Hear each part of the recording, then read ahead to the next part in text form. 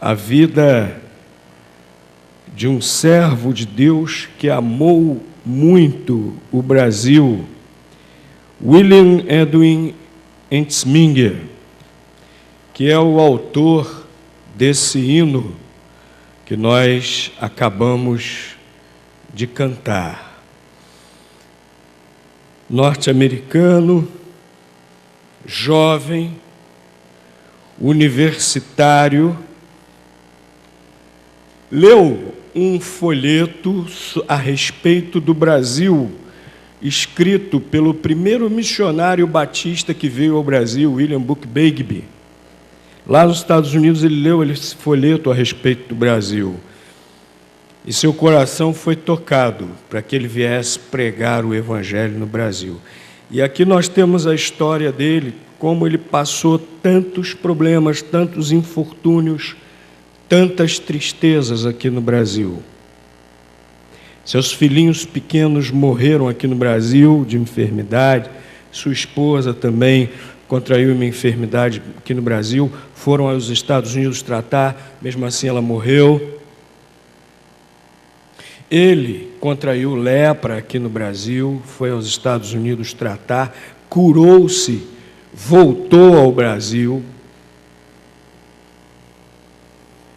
Eu conheci na região Serra Mar algumas igrejas que ele plantou lá, né? Nós hoje estamos fazendo o encerramento da campanha de missões nacionais e o tema é multiplique fazendo discípulos e plantando igrejas. Esse homem plantou muitas igrejas. Eu tive o privilégio de conhecer algumas plantadas por ele. Tive o privilégio até de conhecer uma casinha onde ele se hospedou.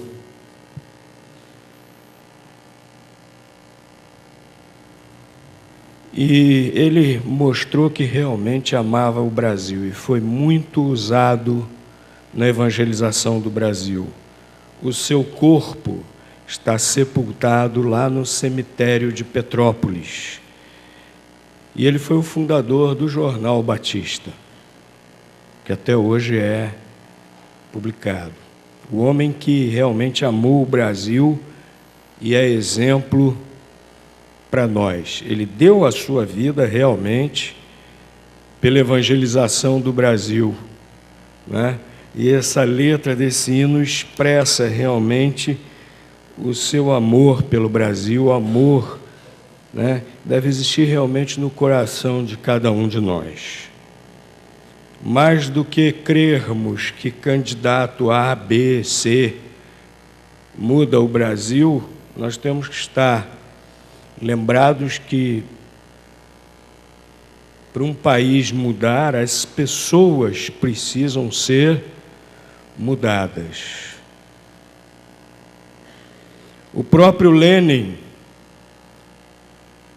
que estabeleceu as doutrinas práticas do comunismo, disse que para que o socialismo chegasse ao comunismo e ele se concretizasse realmente, seria necessário um novo homem.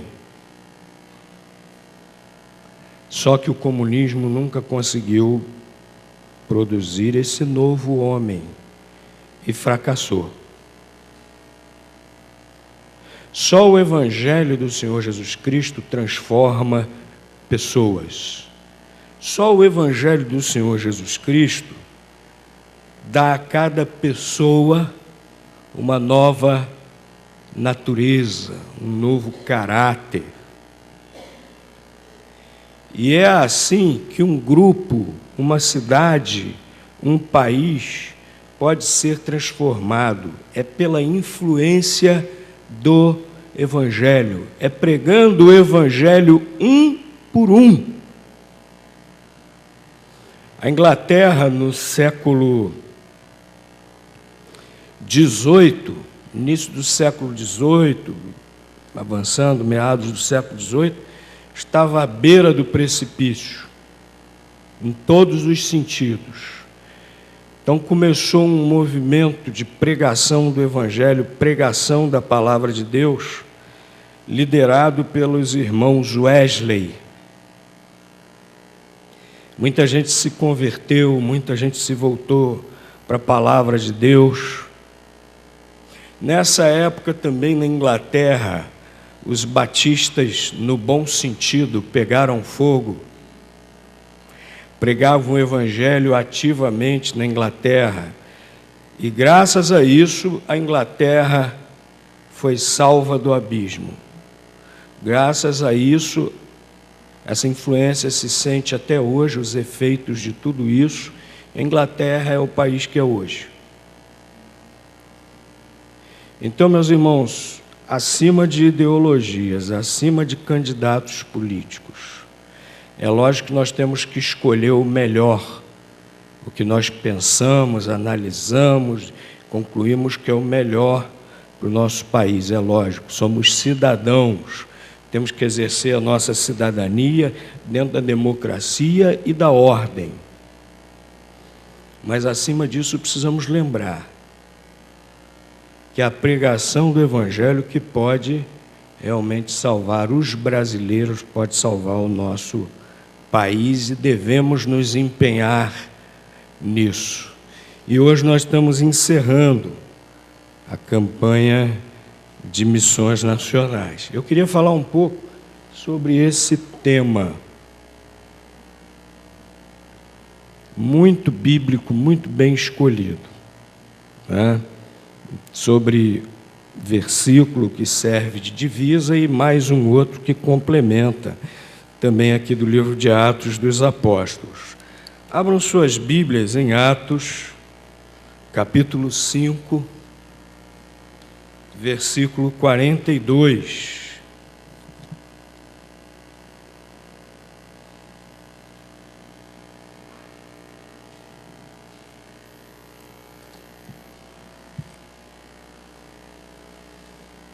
Atos, capítulo 5, versículo 42.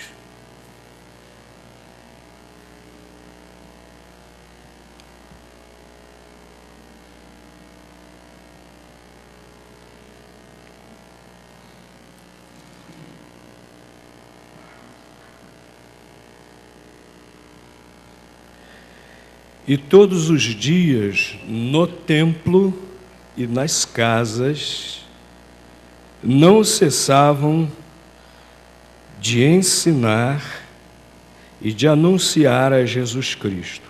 Agora, o capítulo 8, versículo 4. Capítulo 8, versículo 4. Mas os que andavam dispersos iam por toda a parte, anunciando a palavra. A primeira coisa que quero destacar aqui com os irmãos é que a nossa missão é fazer discípulos para Cristo. E o que é fazer discípulos para Cristo? O versículo que foi escolhido como divisa nos esclarece bem o que é isso, né? Os discípulos, todos os dias, no templo e nas casas, o que eles faziam? Não cessavam de ensinar e de anunciar a Cristo. Fazer discípulos é isso. Você anuncia Cristo para a pessoa. Você anuncia o Evangelho de Cristo. E anunciar o Evangelho de Cristo já é um processo de ensino, não é verdade? Você anuncia a Cristo, você fala de Cristo. E você ensina para aquela pessoa os mandamentos do Senhor Jesus Cristo, os ensinamentos do Senhor Jesus Cristo e dos seus apóstolos. Isso é fazer discípulo. Tem gente que pensa assim, eu preciso discipular. Aí pega um camarada que já tem 50 anos de convertido. Vou discipular esse irmão aí. Acha que discipular é pegar um crente e meter ele numa forma para ficar igual a mim, para pensar igual eu penso, para agir igual eu ajo. Isso não é discipular. Discipular é você fazer discípulos para Cristo. Anunciar a Cristo para quem ainda não conhece a Cristo. Aí ele aceita Jesus como Salvador e aí sim se torna um discípulo de Cristo. E aí você ensina para esse novo discípulo de Cristo como é essa vida de compromisso com Cristo.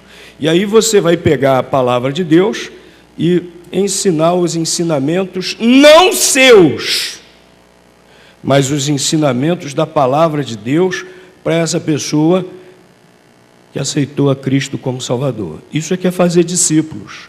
E é o que aqueles primeiros crentes faziam diariamente.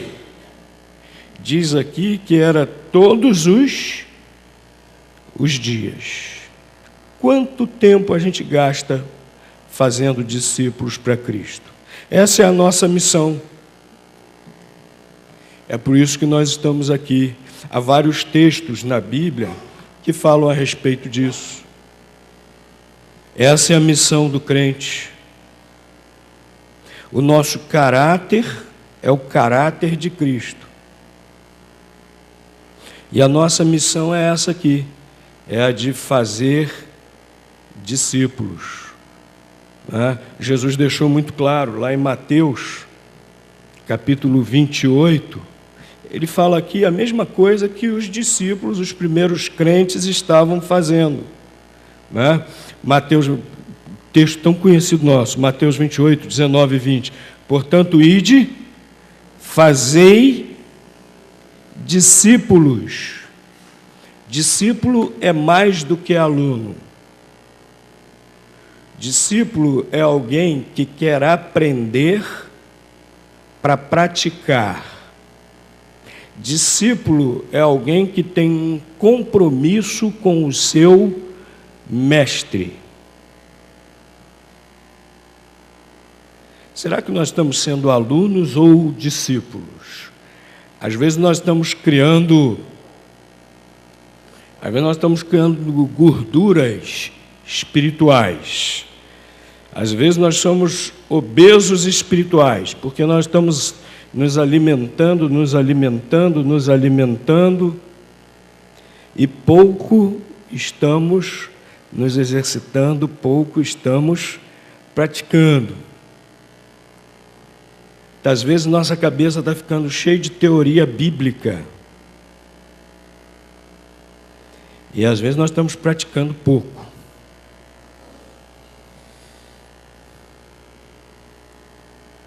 O discípulo é aquele que tem compromisso com o seu mestre, de viver conforme o seu mestre ensinou. Então, além da pessoa aceitar a Cristo como Salvador, deve ser ensinada isso, a essa vida diária de compromisso com Cristo, e para isso ela precisa aprender os ensinamentos de Cristo. Nós precisamos ser reais discípulos de Cristo e precisamos também ser discipuladores, precisamos anunciar Cristo às pessoas e ensinar a elas a maneira de viver, o estilo de vida dos discípulos de Cristo. Agora, outra coisa importante convém ressaltar: anunciavam o Cristo, anunciavam Jesus como o Messias das Escrituras, anunciado pelos profetas. O que significa essa palavra Cristo? É o sobrenome de Jesus? Nós falamos Jesus Cristo. Muita gente pensa que Cristo é o sobrenome de Jesus. É? Não. Cristo é o título de Jesus. Sobrenome de Jesus qual era?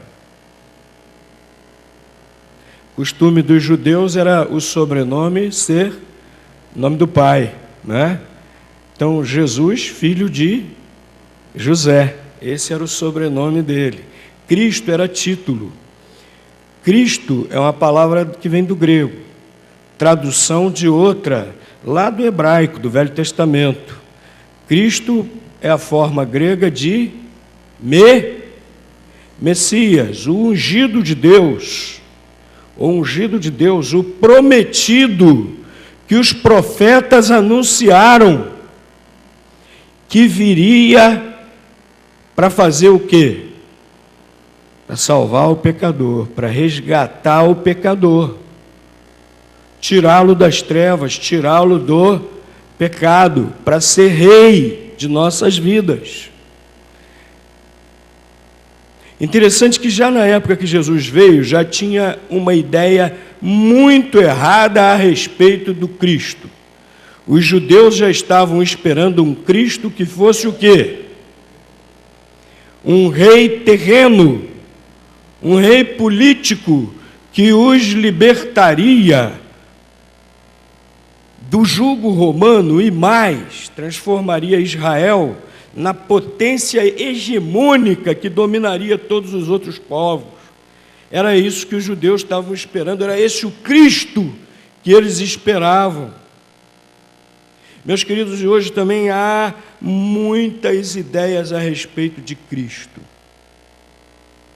Há o Cristo dos místicos, dos que seguem o misticismo oriental, o hermetismo filosófico, que é qualquer um que seja iluminado pela sabedoria superior. Então, essa turma do misticismo oriental filosófico, hermético, diz que já existiram vários Cristos e continuarão existindo, e estão à espera agora do Cristo da nova era de Aquários. Ao Cristo dos marxistas, que foi um revolucionário, um visionário que queria libertar o seu povo da opressão. Ao Cristo da contracultura, não é? Contracultura diz que Cristo foi um homem que veio pregar a paz e o amor, não é? Nos anos 70 tinha aquela história dos hippies, né? Paz e amor, bicho. Então, que Jesus teria sido alguém que levou isso ao extremo na sua vida e pregou e viveu paz e amor. Ao Cristo dos espíritas, que diz que foi um espírito evoluído e que atualmente é o governador somente do planeta Terra. E por aí vai. Mas o Cristo das Escrituras, o Cristo da Palavra de Deus, o Cristo que era anunciado pelos primeiros cristãos, é o Cristo da Bíblia, é o Cristo das Escrituras. A palavra de Deus diz que Ele é Deus que se fez homem. Para quê? Para lá na cruz sofrer o castigo pelos nossos pecados, para nos dar perdão, vida eterna com Deus. Esse é o Cristo que eles anunciavam e ensinavam. Meus irmãos, esse é o Cristo que nós devemos sempre anunciar e pregar. Volta e meia aparece alguma tendência teológica no meio evangélico. Falar meio evangélico hoje é meio complicado, né? Essa palavra evangélico se descaracterizou. Uma vez eu fui abrir um crediário, mais de 20 anos atrás, esqueci de levar os documentos. Naquela época era difícil ter cartão de crédito. Hoje você vai comprar alguma coisa no crédito, você simplesmente puxa o cartão de crédito, parcela, faz o que bem entende, né? Naquela época não era bem assim, não. Eu não tinha nem cartão de crédito, era coisa de rico. A gente tinha que abrir crediário mesmo. Eu esqueci de levar os documentos. Aí o vendedor, sem querer perder a venda, falou assim: não tem problema não, vamos preenchendo aqui os documentos para ir adiantando. E amanhã você traz os documentos, vamos preenchendo aqui a ficha, o cadastro. Amanhã você me traz os documentos. Falei, tá bom. Aí perguntou assim: profissão, atividade profissional. Falei, bom, eu sou pastor evangélico. Ele falou assim: então o seu crediário já está aprovado, não precisa trazer os documentos. Não precisa trazer os documentos amanhã, não. Pode passar lá no... Aí me indicou o balcão, pega lá o seu carnezinho para pagar as prestações no banco. Hoje, se eu chegar e disser assim: sou pastor evangélico, nem com cartão de crédito eu compro. Porque esse nome evangélico caiu realmente no descrédito por causa dessas outras igrejas aí que foram surgindo, que foram aparecendo, né? E todo mundo pensa que são realmente evangélicos e não são. São mistificadores, exploradores da boa fé e às vezes até da ganância das pessoas para enriquecerem. Essa é a verdade. Mas esse nome evangélico é difícil a gente falar em evangélico. Quando a gente fala em evangélico, hoje a gente está falando, falei num monte de igreja, um monte de grupos, mas de vez em quando nos meios evangélicos aparecem novos cristos. O Cristo dessas igrejas que pregam a prosperidade não é bem o Cristo das Escrituras, não. O Cristo dessas igrejas que prega a prosperidade, e chama até Jesus de Senhor, né? Tem algumas dessas igrejas que colocam bem grande: Jesus Cristo é o Senhor. Aí a gente passa, olha assim, puxa, que bom e tal. Mas é o Senhor diferente. Para eles não pregam Jesus Cristo Senhor ou Salvador. Eles pregam Jesus Cristo o Senhor somente como o abençoador. É um Cristo só para abençoar. E o Cristo da palavra de Deus é o Cristo que salva e é o Cristo que nos quer como discípulos. É o Cristo que quer vidas compromissadas. É esse Cristo que nós devemos anunciar, é esse Cristo que nós devemos ensinar os ensinamentos dele. É esse Cristo, o verdadeiro, o das Escrituras, o que deu a sua vida por nós, o que realmente transforma, o que realmente salva.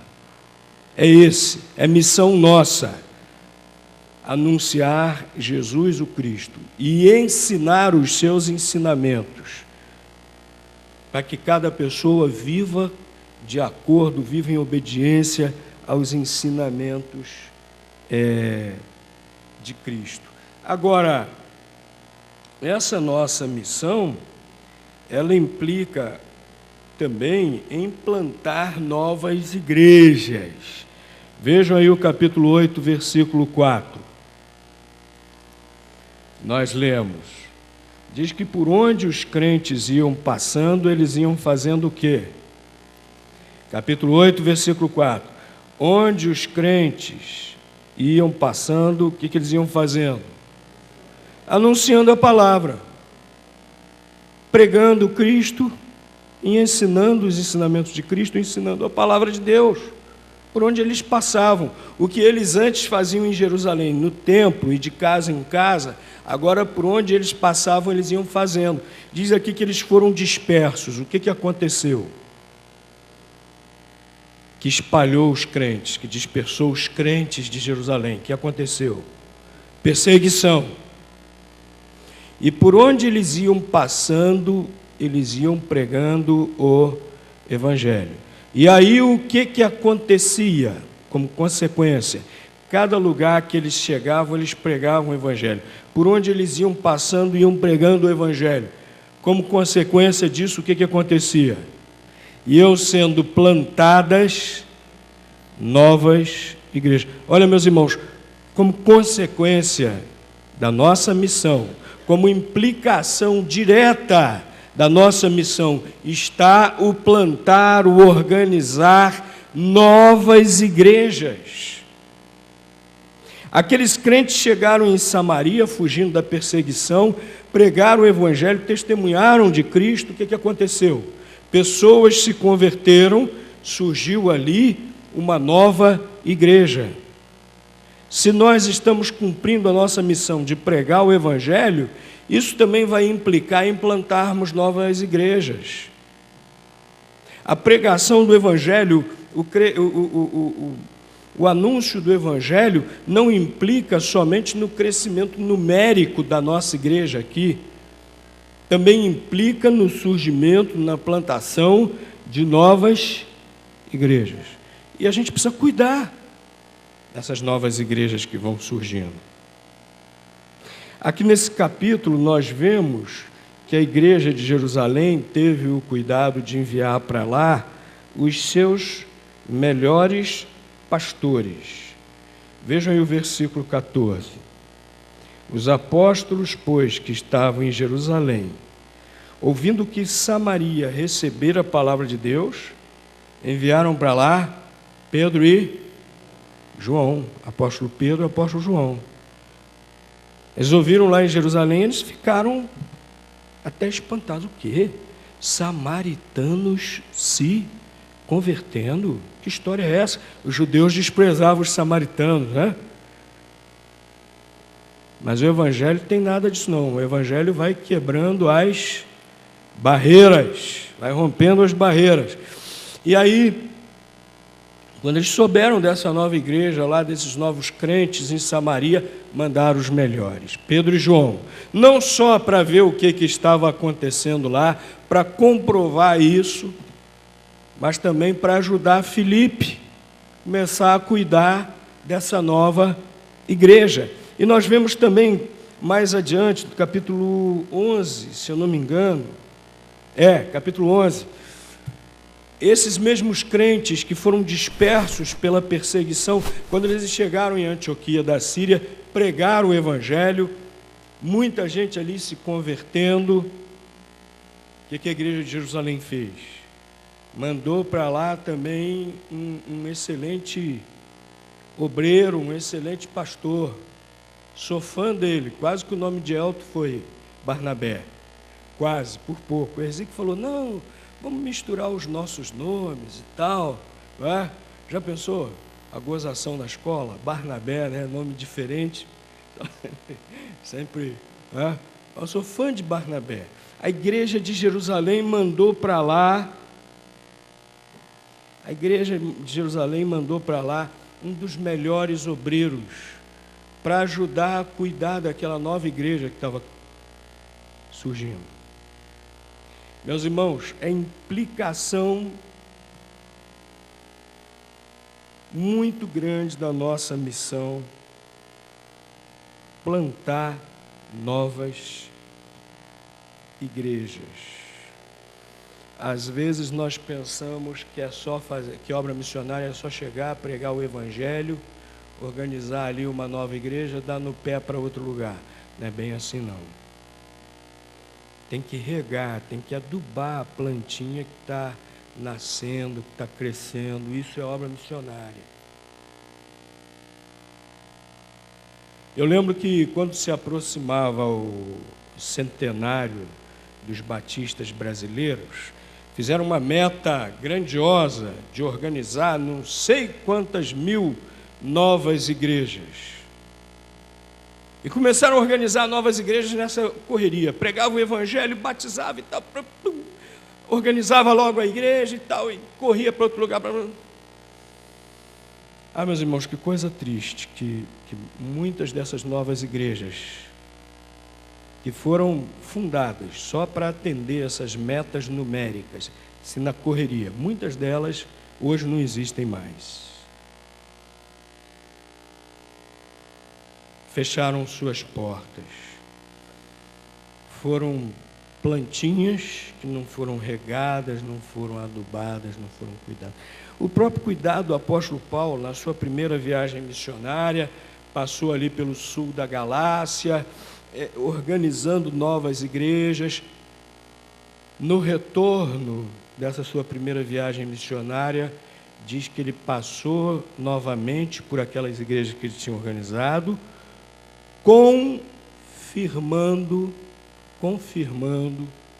fortalecendo, confirmando, fortalecendo os novos crentes e levando cada igreja a escolher os seus pastores, os seus líderes. Interessante aqui uma digressão, não foi Paulo que escolheu não, ele era apóstolo. Ele levou cada igreja a escolher o seu. Orientou, mostrou que precisava, orientou como deveriam fazer isso, mas cada igreja que escolheu. Falou da necessidade, mas cada igreja escolheu. Então ele na volta daquela viagem missionária, ele passou confirmando as igrejas, regando, adubando, para que pudessem continuar crescendo e caminhando. Obra missionária é isso. A gente precisa cuidar dos novos convertidos, não é só pregar, é ensinar também, cuidar dos novos convertidos, cuidar das novas igrejas. Graças a Deus, essa igreja, ao longo da sua história, tem tido essa visão. Plantou novas igrejas aqui em Niterói, cuidou delas. E elas hoje estão aí, prosperando, pregando o Evangelho, Igreja Batista de Viçoso, Igreja Batista de Sapê, Igreja Batista de Jurujuba, a Vital Brasil, Ingá, e em outros lugares distantes também, lá em Rio Pomba, visão do pastor Portela também de ir mais distante, Rio Pomba, Itaiandu, Lumiar, e agora onde é que nós estamos plantando e regando? Itamonte. Também, lembrou bem, irmã Emília, lembrou bem, irmã Emília ia fazer estudos bíblicos evangelísticos numa escola, e até a diretora da escola se converteu. Alunos se converteram, pais de alunos se converteram. Não foi a nossa igreja que organizou, foi outra, mas foi por intermédio de uma serva de Deus, membro da nossa igreja, plantado membro da nossa igreja. Eu tenho anotado aqui na nossa Bíblia, na minha Bíblia, algumas frases que a irmã Emília dizia. Cada vez que a gente ia lá visitar, ela dizia uma pérola, uma pedra preciosa. Eu lembro que uma das visitas, ela tinha 98 anos, ela já estava com 98 anos. Ela falou assim: enquanto eu estiver aqui, vou falar de Jesus. Enquanto eu estiver aqui, vou falar de Jesus. Interessante que a memória dela, quando ela falou isso, já estava começando a falhar. Eu chegava lá, ela já não me reconhecia mais. De vez em quando ela me perguntava, assim, jeitosamente, educadamente: quem é você? Aí eu dizia, Aí ela perguntava: quantos membros tem a nossa igreja? Aí eu dizia. Aí a conversa continuava, ela ia dizendo essas coisas, lembrava tudinho da Bíblia, lembrava dos hinos. Aí daí a pouco me perguntava de novo: quem é você? Com quantos membros está a nossa igreja? Mas não esquecia a palavra de Deus, não esquecia os hinos. E sempre testemunhando de Cristo. Numa dessas visitas, quando ela tinha 98 anos, ela falou isso aqui: enquanto eu estiver aqui, vou falar de Jesus. E ela fazia isso mesmo, todas as pessoas que ela tinha contato, ela procurava evangelizar. Então, por intermédio dela, também foi plantada a primeira igreja batista em Piratininga. É assim que nós devemos ser, meus irmãos. A nossa missão é anunciar a Cristo e ensinar, fazer discípulos. E isso implica em plantar novas igrejas. E quantas novas igrejas surgiram dentro de casas? Um dos exemplos está aqui no livro de Atos também, capítulo 16, versículo 15. Paulo evangelizou um grupo de mulheres que estudava a palavra de Deus na beira do rio. Uma delas se chamava Lídia. O que Lídia fez? Constrangeu o apóstolo Paulo e sua equipe a se hospedarem na sua casa e a ficarem fazendo da sua casa lá um ponto de pregação do evangelho. E surgiu realmente uma igreja ali na casa de Lídia. E mais tarde Paulo escreve a epístola aos Filipenses. E no Novo Testamento nós vemos também outras igrejas que surgiram da pregação do evangelho dentro de casas, em residências. Olha, meus queridos, bem diferente dessas tais células que existem hoje, criadas para viabilizar o projeto da mega igreja. Uma igreja com 3.000, 4.000, 5.000 membros, como é que você vai manter aquela membresia toda? Começa a virar um negócio ali, uma coisa de louco, literalmente. Aí você tem que criar as tais células, que são grupos de membros, com líder na célula. Existem líderes de células, e vai se criando uma hierarquia quase militar, e o pastor lá no topo, mandando em tudo, para evitar que aquele povo todo comece a se dispersar, né? Então, a tal célula foi criada com esse propósito, viabilizar o projeto da mega igreja. Não é isso que a gente vê no Novo Testamento, não. Eles iam às casas, porque era onde estavam as pessoas, para ouvir o Evangelho de Cristo e para serem ensinadas com os ensinamentos de Cristo. E em muitos lugares, nas casas, surgiram novas igrejas. Aqui na nossa igreja, durante muito tempo, nós praticamos isso e precisamos voltar a praticar. Nós tivemos muitos frutos aqui na nossa igreja dos grupos de estudos bíblicos evangelísticos. Até hoje nós temos na nossa igreja alguns frutos disso.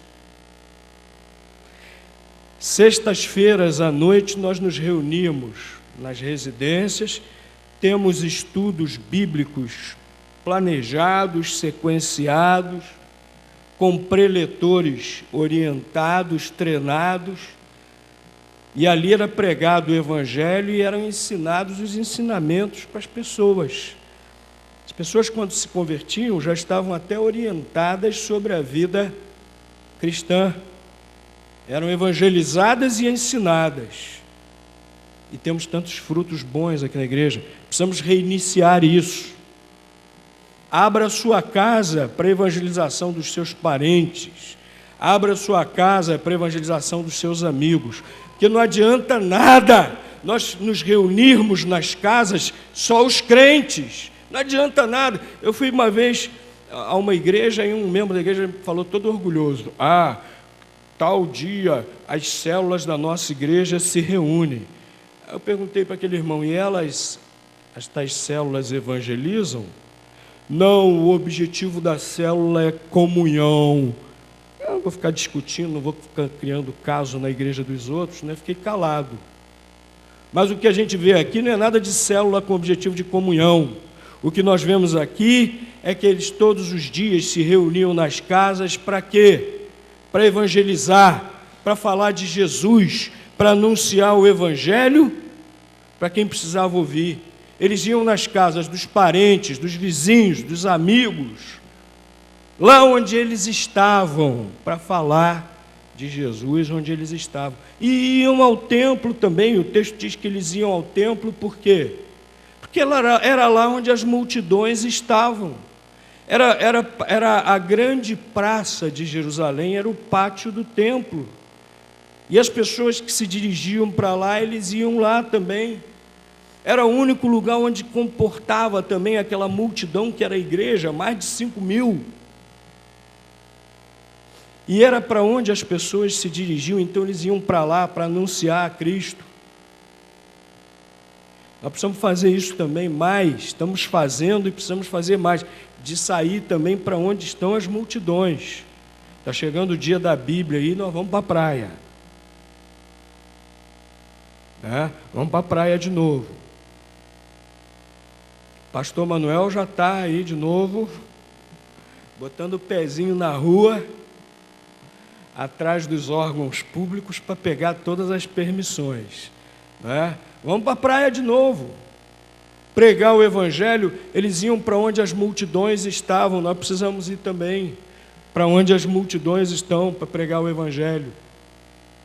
E, meus irmãos, uma última coisa que eu quero destacar aqui, já vimos que a nossa missão é essa, já vimos que a nossa missão também implica em implantar novas igrejas. Agora, por último, uma coisa muito importante, deve ser prioridade para nós. Nós vimos no capítulo 8, versículo 4, que aqueles crentes estavam fugindo de uma perseguição. Deveria ser essa a prioridade deles, não é verdade? A fuga da perseguição. E bico fechado, porque para onde nós vamos, para não iniciar outra perseguição. Vamos ficar de biquinho fechado.